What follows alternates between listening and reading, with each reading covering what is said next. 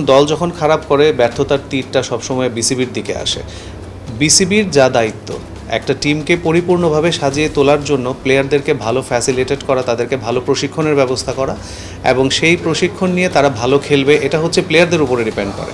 So যখন আমাদের উপরে বা বিসিবির উপরে সেই কথাটা আসে, আমরা আমাদের দায়িত্বের জায়গা থেকে সেই দায়িত্বগুলো পালন করছি কিনা সঠিকভাবে, এটা হচ্ছে কিন্তু আসলে প্রশ্ন করার জায়গা।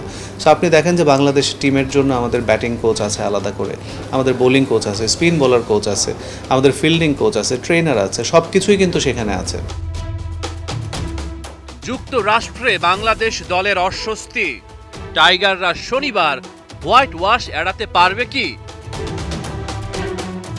এমন সময়েই খুশির খবর, 1 জুন থেকে অনুশীলনে যোগ দিবেন সহ অধিনায়ক তাসকিন আহমেদ।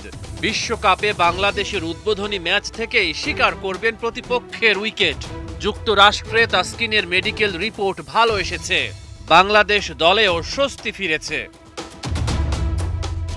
টেক্সাস থেকে ঢাকা, তাসকিনের এমন সুখবর পাওয়ার দিনে বাংলাদেশ ক্রিকেটের স্বীকৃত সমর্থক গোষ্ঠী বাংলাদেশ ক্রিকেট সাপোর্টার্স অ্যাসোসিয়েশন বিসিএসএ উৎসবে মাতোয়ারা। আসন্ন টি-20 বিশ্বকাপের ফ্যান জার্সি উন্মোচন করল তারা। এই জার্সি পরেই বিশ্বকাপ ভেন্যুতে টাইগারদের জন্য গলা ফাটাবে ফ্যানরা। হেরে গেলে এটাকে পরবর্তী পর্যায়ে জিতে আদায় করা বা সেখানে একটা সম্মানজনক অবস্থানে জেতার মাধ্যমে না পৌঁছানো পর্যন্ত নিজের ব্যর্থতা বা দলের ব্যর্থতাটাকে প্রমাণ করার কোনো সুযোগ কিন্তু থাকে না। সো ভালো করতে হবে, এটা ডেফিনেট, এটা আমাদের সবার চাহিদা। এটা না করলে আমরা যে খারাপ খেলছি সেটার জবাব আমরা দিতে পারবো না। মুখের কথায় খেলার মাঠের জবাব দেওয়া যায় না। বিসিএস এর এই আয়োজনেও উঠে এসেছে যুক্তরাষ্ট্রে বাংলাদেশ দলের টি-20 সিরিজ হারের প্রসঙ্গ। প্রশ্নের জবাব দিয়েছেন বিসিবির মিডিয়া অ্যান্ড কমিউনিকেশন কমিটির chairman Tanvir Ahmed Titu. Cricket it's a game of uncertainty, অনেক কিছু এখানে হয়। তো আমরা এই হারের বৃত্ত থেকে বেরোতে চাই।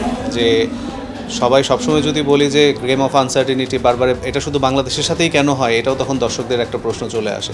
সো আমরা চাচ্ছি যে এই জায়গা থেকে বের হয়ে আসা। বিশ্বকাপে বাংলাদেশ দল ঘুরে দাঁড়াতে পারবে তো, নাকি আবারও লিখবে ব্যর্থতার গল্প?